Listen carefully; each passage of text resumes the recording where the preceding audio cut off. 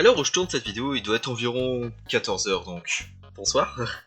Alors aujourd'hui, c'est très simple. Aujourd'hui, je vais essayer de vous présenter Skeletor. J'ai un Pokémon qui est très connu, notamment parce qu'il est très défensif et très chiant. Et bah ce Pokémon aujourd'hui, on va le jouer Scarf. Avec son move, bien sûr, signature Torchon, qui va augmenter son attaque spéciale. Ça fait vraiment, ça va faire vraiment un effet snowball, qui va permettre vraiment à ce Skeletor de devenir très très puissant. On va l'accompagner dans cette team, bien sûr, avec Brilili, qui est le Azumarill Bandeau choix pour Wall Break, qui tank relativement bien, genre des extrêmes vitesses de Dracolos à plus 2. Il y a Mobolu, qui servira principalement de check à tous les Pokémon qui se set up, qui permettra de sport, de vraiment... C'est le Pokémon défensif un peu pivot de la team avec Motisma Scarf, qui servira principalement à avoir du speed control, à pouvoir trick les Pokémon un peu embêtants, avec son Terrafé, Terra Blast qui permettra de passer des Pokémon un peu embêtants pour la team, comme Rugilune ou Dragapult. Il y a également Hydropump Volt Switch pour garder du momentum. Nous avons aussi un Corvalius avec Defog Body Press U-Turn Roost qui permettra de gérer les hazards et de checker quelques Pokémon comme Ursaluna, bien sûr avec Body Press. Et nous avons King Gambit, le Pokémon qui ne se présente plus en Overused parce que vraiment c'est le Pokémon du Reverse Sweep avec la Dread Plate qui ne peut pas se faire saboter. C'est juste les lunettes noires en mieux. On va le jouer bien sûr avec le set SD, Sucker Punch, Iron Head et son attaque de type ténèbres. Et on est parti tout de suite pour la première game. On se retrouve dans cette première game et on voit notamment le Floréclat qui est un peu embêtant, mais surtout vraiment le Mythe de Fer qui va être embêtant, sachant qu'on a que gaulé réellement pour checker les attaques feu parce que notre Skeletor est full attaque. On valide avec Motisma qui permettra notamment de gérer Mythe de Fer, Glimora ou le Dracolos en faisant un petit trick pour pas qu'il puisse taper des danses Draco. Bien évidemment, on va pouvoir Volt Switch pour garder le momentum. Et il va switch sur le Glimora qui va se prendre du coup le petit Choc éclair qui va potentiellement briser sa Focus Sash. Et on va pouvoir envoyer tout de suite le Skeletor qui va pouvoir taper directement un Earth Power et éliminer le Glimora qui n'aura servi à rien. Mais le Azumarill ne nous fait pas peur parce qu'on a le petit Corvalius. Bien sûr, le Corvalius qui vient et qui tank totalement. Il a anticipé le Golem, mais notre Corvalius est juste trop fort. Du coup on peut tranquillement taper un demi-tour parce qu'on sait qu'il va pas rester. Et ce sera le Iron Moss qui sera envoyé avec le booster énergie en vitesse, ça fait vraiment relativement peur. Ce Iron Moss là, vraiment il est un peu danger, mais je pense vraiment que Azumarill on le sous-estime trop et qu'il peut one-shot avec le Aquajet. Azumarill peut one-shot avec le Aquajet. Et ce sera le Terragrass, effectivement ça one-shotait avec le Aquajet.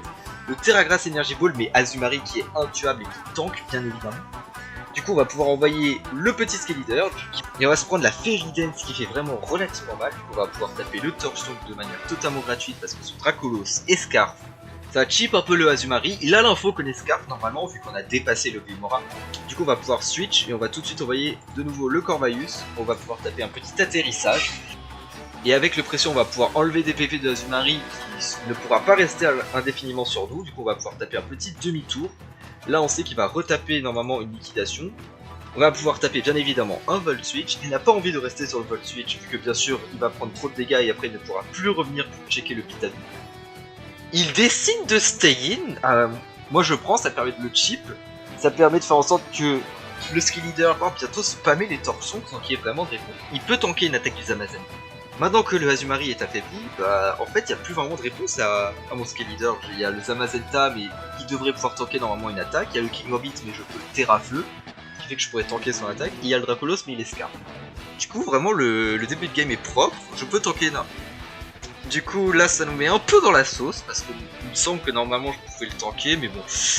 Mais du coup ça nous met dans la sauce mais en fait du coup je peux envoyer mon Skeletor qui va pouvoir remettre la pression avec ses Torch Song. Parce que le Azumarill s'est fait bien sûr affaiblir du coup, il ne peut plus rester indéfiniment sur mes Torch Song. Moi je pense qu'il faut juste aller sur le Corvalius. Ah la Death Drop. Ah ça c'est embêtant, Du coup bah on va taper un atterrissage pour tenter quand même tant bien que mal de récupérer des PV. Et il va renvoyer le Iron Moss. Ah c'est pas bon pour nous ça. On va hard switch sur le Skeletor. Voilà, et maintenant on va pouvoir commencer à taper des petits torchons qui vont commencer à être très très durs à gérer pour l'adversaire. Parce qu'il a plus de réponse en fait. Azumarill ne peut pas venir. Parce que là, il n'y a plus d'Azumarill. En fait le Azumarill là vraiment il s'est fait trap parce que on a fait en sorte de l'affaiblir avec le Volt Switch et des Torch Song et maintenant il ne peut plus venir. Et c'est ce Pokémon qui est vraiment si défensif qui va pouvoir venir et juste détruire le... Ah, ça s'annonce plus compliqué que prévu, et il a tanké. Il a tanké. C'est un miracle, il a tanké. Du coup, bah c'est vrai que là, ça va être plus compliqué.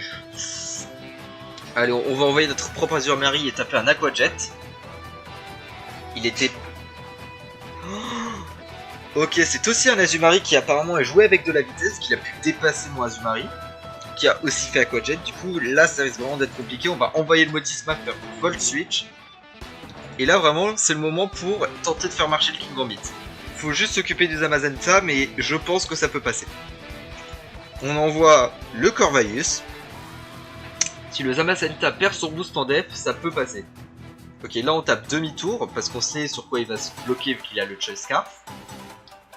Et soit il se bloque sur point feu, voilà, et s'il se bloque sur point feu, je peux envoyer mon Rotom. Je peux commencer à l'embêter en faisant des petits Volt Switch qui va me permettre de l'affaiblir petit à petit. Et franchement, je pense que ça peut passer. Hein. Faut juste que le Dracolo soit affaibli et que le Zamazenta... Voilà, que le Zamazenta perde son boost en def. Ça, c'est parfait, ça. Du coup, maintenant, on tape atterrissage. Et il faut juste... Si là, Iron Defense, c'est... Je crois que j'ai lose. Il a Clona. Ah, oh. C'est peut-être gagnable. C'est peut-être gagnable. C'est peut-être gagnable parce que s'il a pas Iron Defense... Il va perdre des body press petit à petit et il ne pourra pas spammer à l'infini.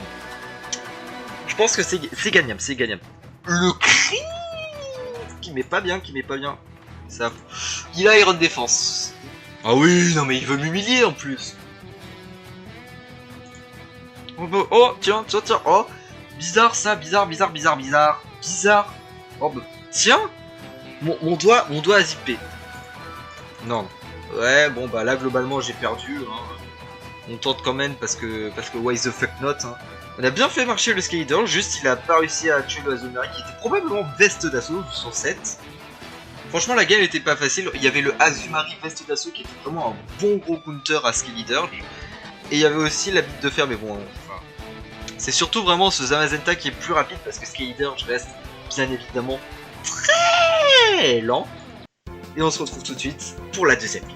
Et sur cette deuxième game, on a un match-up qui est vraiment pas dégueu. Parce que je peux faire un spam de Shadow Ball s'il n'y a plus le Caméral. Franchement, le match-up est pas dégueu pour le Skill Leader. Mais la team fait peur. Notamment le Zapdos qui a statique, bien sûr, et a 100% de para.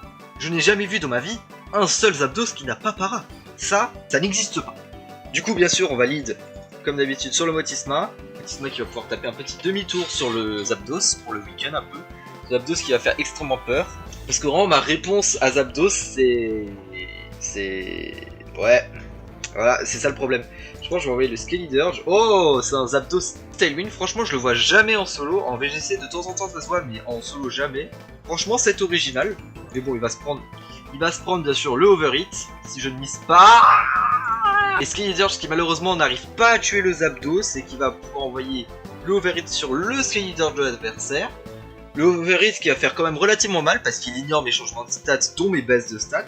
Il va falloir quand même que je switch sur le Amogus qui va me permettre d'être contre le Mentali. Ah, la malchance. Parce que là le Mentali, comment je gère un Mentali, c'est très simple, je ne le gère pas. Là le Mentali va tenter le Dazzling Gleam qui va faire très peu de dégâts. Je vais pouvoir taper la Danse Lame. Et maintenant c'est un peu un duel de Sucker God. Je vais juste pouvoir spammer les Sucker Punch. Et apparemment mes Pokémon qui ont envie de laisser l'adversaire tout le temps à quelques PV. Apparemment ils ont pas très envie de tuer aujourd'hui.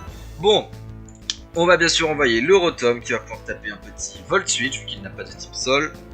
Qui va nous permettre de renvoyer notre Skill Leader qui est un peu foutu dans cette partie. Mais bon, le reste de la team pourra bien sûr faire le taf. On va tenter la petite Shadow Ball qui va mettre des bons dégâts au Skill Leader adverse. Qui va me permettre d'envoyer mon Azumarill. Mon Azumarill qui va pouvoir taper un petit Aqua Jet. Il est bon de choix, normalement il devrait pouvoir one shot, à moins que ce soit, je sais pas, Skill Leader Full Def, Ultra Instinct, Banane Verte. Voilà, il a tué, le seul moins qui tank, ça aurait été qu'il soit Full Défense, Super Saiyan 3, enfin, voilà. Maintenant, hop là, il me bait, et le bait qu'il a servi à rien, il aurait juste pu switch sur son Samurott dès le début. Il voulait probablement check si j'étais bord de choix ou pas. Du coup, on va pouvoir envoyer le Motisma. Hop, et on va retaper un demi-tour, bien sûr. Il va poser des picots, mais c'est très simple. On a juste à envoyer Corvalius. Qui va pouvoir taper un petit Defog. Il va renvoyer le Zapdos. Et je pense que dans cette game, le mieux à faire, c'est vraiment de taper Defog. Voilà, parce qu'il pouvait taper le Volt Switch. Et que du coup, il va envoyer soit le Gigancelle, soit le Floricla. Hop. Et maintenant, on va tout de suite envoyer le Amogus. Qui va se prendre le Solcure. Gigancelle, je te hais, ok? Et le switch sur le Glimmora qui va faire que je vais pouvoir prendre le Giga Drain. Hop, taper un autre Giga Drain. C'est vraiment le spam de Giga Drain. Il ne peut pas aller sur les Zapdos parce que sinon il meurt du Giga Drain. Il ne peut pas trop rester. Il peut pas aller envoyer son Gigancelle. Le Glimmora va mourir. Mon Amogus aussi. Et du coup, je vais juste pouvoir envoyer le Azumarill. Et je vais pouvoir Terrao Aqua Jet. Voilà.